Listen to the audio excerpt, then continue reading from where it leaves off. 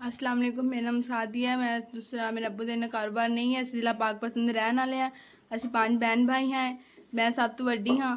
तो मेरा छोटा भाई है। तो दूसरा मेरे अब्बू का कारोबार नहीं है। छोटा फट्टा लाते हैं। तो दूसरा असी नाले बना लें।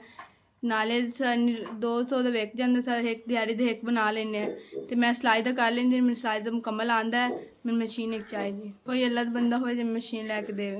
मेरे अब्बू ने कहा कि मैं मशीन लैके दो। उन्होंने कहा कि मेरी गुंजाइश नहीं बनती, मैं दूसरा दिन मशीन लैके नहीं दे सकता। अपनी रोजी हिम्मत से पूरी होती है। तो मेरे को अल्लाह का बंदा मशीन लैके देवे। साडा करन कमाना को नहीं।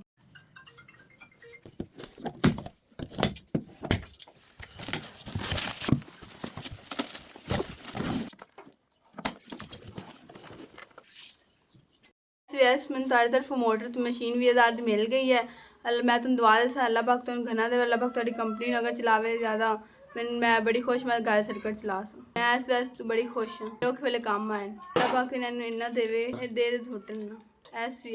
तुम दुआ दे, बड़े खुश हैं। तुम्हारी अमानत मेरी तरफ पहुँच गई है।